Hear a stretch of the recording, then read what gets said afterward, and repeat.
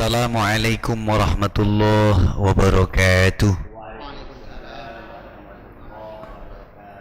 Bismillah walhamdulillah wassalatu wassalamu ala rasulillah Sayyidina Muhammad ibn Abdillah wa ala alihi wa ashabihi wa mawala.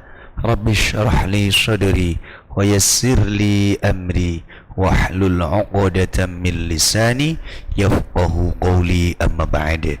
Para pecinta Al-Quran beserta tahsin dan khususnya sedulur Kulkar Jatim dimanapun berada, yang semoga senantiasa dirahmati Allah Subhanahu wa ta'ala.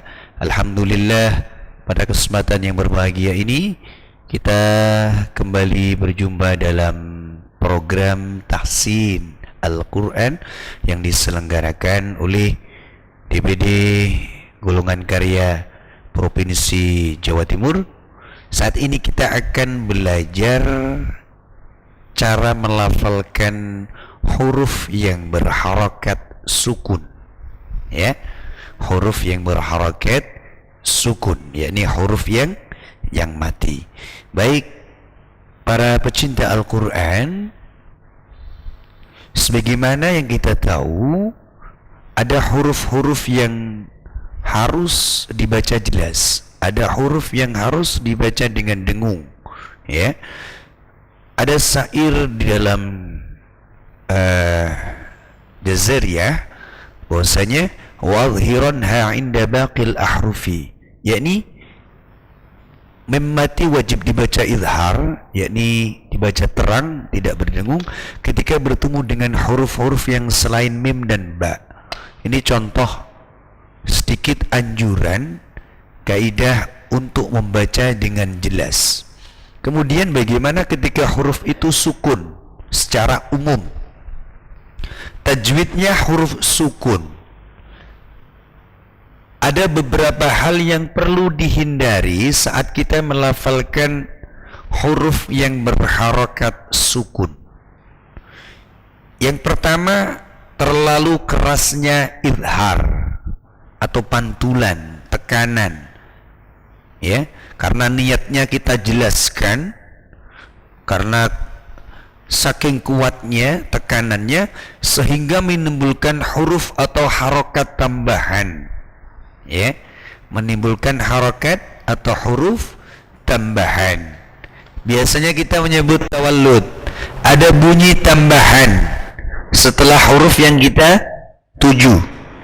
Contoh bacaan an'amta 'alaihim ghairil maghdubi 'alaihim. Nah, kalau ini terlalu keras, ya, kerasnya izhar, dan kita tidak mampu mengontrol, kurang mengontrol, biasanya muncul bunyi tambahan, namanya tawallud. An'amta 'alaihim ghairil maghdubi 'alaihim. Nah, itu namanya bunyi tambahan.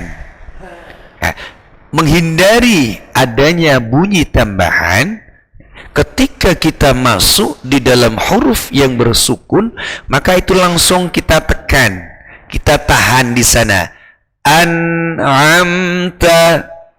Kalau tidak kita tekan, tidak kita tahan, maka bunyinya menjadi an'amta. Nah, begitu. Terlalu cepatnya lisan kita berubah posisi sehingga menimbulkan bunyi tambahan. Nah, itu tawallud namanya. Makanya bacanya an'amta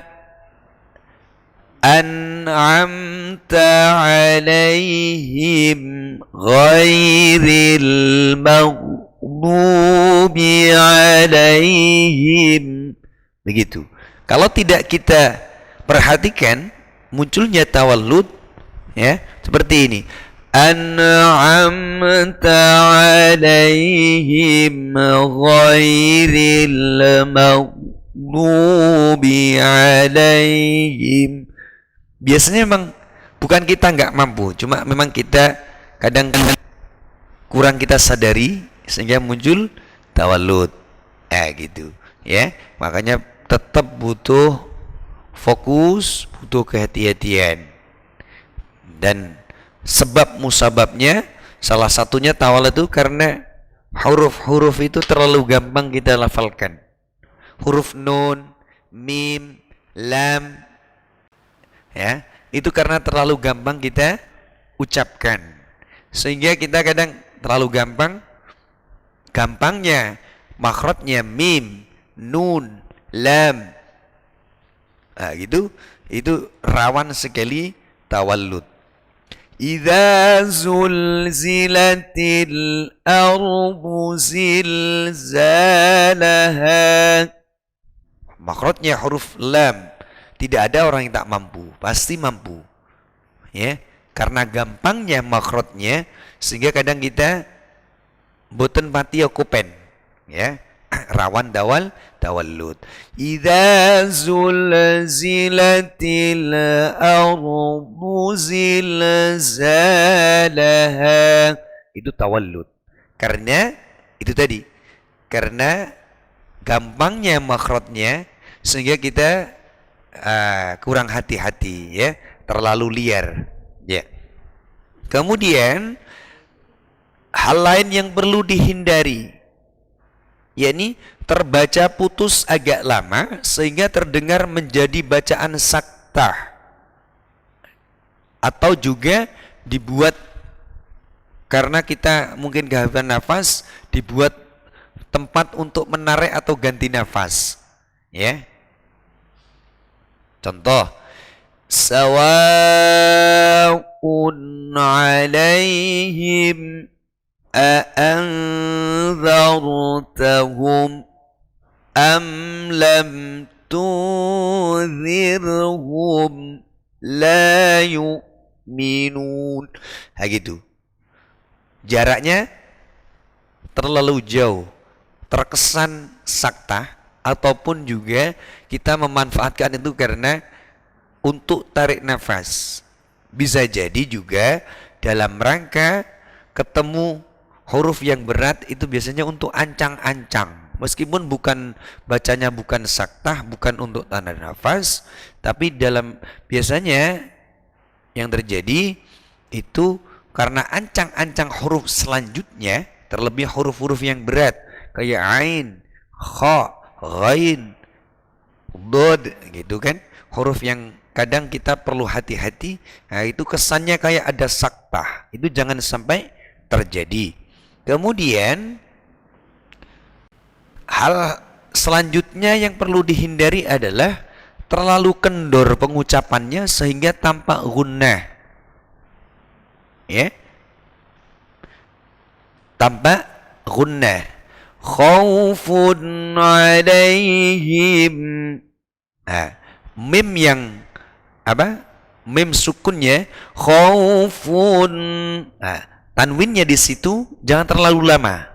Khaufun 'alaihim. Kalau terlalu lama nanti tanpa ada gunnahnya, ya. Yang benar khaufun 'alaihim. Cukup satu ketukan di sana, ya. Min aqsal Madinah. Tidak boleh, harus langsung min aqsal Madinah, ya. Hum fiha. Tidak boleh, harus langsung hum fiha, gitu. Kalau terlalu kendor, ya, terlalu lama kita tahan, nanti akan tampak seperti gunnah, ya. Itu hal-hal yang perlu dihindari ketika kita membaca huruf yang berharokat sukun. Jadi yang pertama adalah jangan sampai terlalu kencang, terlalu keras ketika melafalkannya, karena nanti dikhawatirkan akan muncul bunyi tambahan, atau biasa kita sebut dengan tawallud. Yang kedua, jangan sampai ada jeda, ya, karena akan tampak seperti ada saktah di dalamnya. Adapun juga dijadikan tempat untuk ambil nafas, tanafus, ya. Kemudian yang ketiga, jangan sampai kita bacanya terlalu kendor dalam pengucapan atau pelafalan, karena nanti akan dikhawatirkan tampak seperti bacaan gunnah. Baik, sudah paham semuanya, ya? Ya, baik. Coba kita praktikkan bersama. Ya. Jadi, yang pertama, jangan terlalu kencang, jangan sampai ada tawallud. Saya baca, kemudian silahkan ditirukan bersama. An'amta alaihim ghairil maghdubi alaihim. 2, 3. An'amta alaihim ghairil maghdubi. Ya, paus. Jangan sampai timbul atau muncul adanya huruf atau bunyi tambahan. Kemudian yang kedua, ya, jangan ditahan terlalu lama jedanya sehingga tidak muncul saktah di sana, ya. Sawa'un 'alaihim a'anzartahum am lam tunzirhum la yu'minun.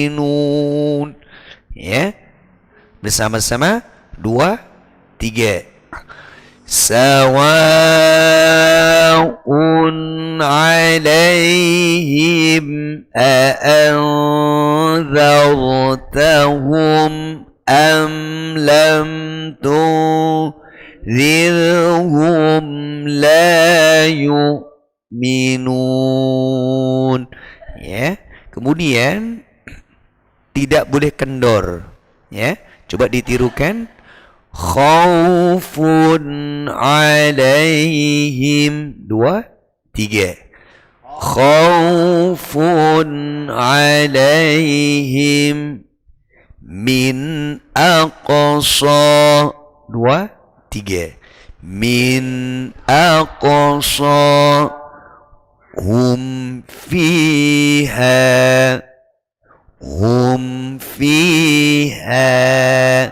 Baik, itu tadi contoh-contoh melafalkan huruf yang berharokat sukun, ya. Harus jelas, ya. Harus jelas. Selama huruf itu, terlebih khususnya mim, tidak berhadapan dengan ba atau mim, maka dibaca izhar, dibaca jelas. Kalau jelas, syaratnya tidak boleh kendor, tidak boleh muncul tawallud, ya, tidak boleh ada jeda yang seakan-akan terbaca saktah, ya. Baik, terima kasih, semoga ada manfaat dan barakah untuk kita semuanya. Wal afu minkum. Assalamualaikum warahmatullahi wabarakatuh.